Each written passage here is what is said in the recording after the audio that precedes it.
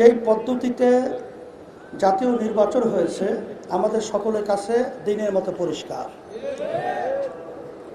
এখানে বর্তমান অন্তর্বর্তীকালীন সরকার তার প্রধান পরিষ্কারভাবে বলেছে যে তিনটা মৌলিক দাবি বাস্তবায়নের পরেই এদেশ সুন্দর হওয়ার প্রক্রিয়া, এইটাই সে আমাদের কাছে ব্যক্ত করতে চেয়েছে। এর ভিতরে একটা হলো সংস্কার এবং খুনি গুমি টাকা পাচারকারীদের দৃশ্যমান বিচার, আর এরপরে হলো জাতীয় নির্বাচন। আমি অন্তর্বর্তীকালীন সরকারকে বলবো, আপনি বলেছেন এটার পরেই জাতীয় নির্বাচন, কিন্তু সংস্কার কি হয়েছে? আচ্ছা, দৃশ্যমান বিচার হয়েছে?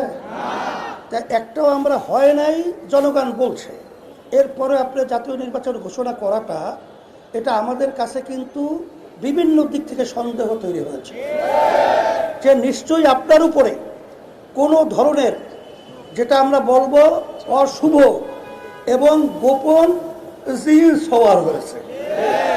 সেই জিনের নাম আমরা বলতে চাই না, কিন্তু আপনি অন্তর্বর্তীকালীন সরকার সম্মানিত প্রধান ডক্টর ইউনূস সাহেব, আপনি জেনে রাখেন যে বাংলাদেশ যখন নাকি একটা অশান্তির আগুন সর্বত্র ধাউ ধাউ করে জ্বলছিল, তখন কিন্তু ছাত্র জনতা তখন তারা রাস্তায় নেমে এসেছিল এই অন্যায়, এই বৈষম্য এবং এই খুন খারাপি থেকে দেশকে মুক্তি করার জন্যে। যদি কোনো অশুভ চক্র এবং কোনো জিন সওয়ার হয়ে আপনাকে চাপ প্রয়োগের মাধ্যমে এই ধরনের ঘোষণা দেওয়া থাকে, আমরা পরিষ্কার বলছি যে আমরা কিন্তু বাংলাদেশের মানুষ, আমরা ছাত্র জনতা, আমরা কিন্তু রাজপথ ছাড়ি নাই। আমরা কিন্তু রাজপথে আসি যতক্ষণ পর্যন্ত আমাদের এই দেশ সুন্দর না হবে, আমাদের কাঙ্ক্ষিত সংস্কার বাস্তবায়ন না হবে, যতক্ষণ পর্যন্ত বিচার খুনিদের দৃশ্যমান না হবে, ততক্ষণ পর্যন্ত পূর্বের নিয়মে এই নির্বাচন বাংলার জমিনের ভিতরে হতে পারে না, হতে দেওয়া হবে না। সাথে সাথে আপনারা জানেন যে বাংলাদেশে 53 বছর যেই পদ্ধতিতে নির্বাচন হয়েছে, এই নির্বাচন পদ্ধতি সংস্কার হইল প্রধান সংস্কারের মূল লক্ষ্য। সেই সংস্কারটাই হলো 91 দেশের মতো, যেখানে পিআর পদ্ধতি নির্বাচনের মাধ্যমে সেই দেশ রাজনৈতিক অশান্তি, অরাজকতা, খুন খারাপি অনেকাংশে সুন্দর পরিবেশ তৈরি হয়েছে। আমরা দাবি করেছি যে পিআর পদ্ধতি নির্বাচনের মাধ্যমে এই দেশ সুন্দর হওয়া সম্ভব।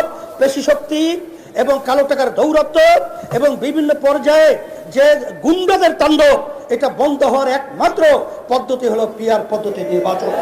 আপনারা দেখেছেন যে আজকে সুজন নামক একটা সংস্থা, তারা সাধারণ মানুষ বাংলাদেশের তাদের কাছে জরিপ করেছে, সেই জরিপের ভিতরে 71% মানুষ তারা পিআর পদ্ধতিতে নির্বাচন চায়। এখনো কি আপনি বুঝেন না? না আপনাদেরকে আরো সুন্দরভাবে বুঝাতে হবে?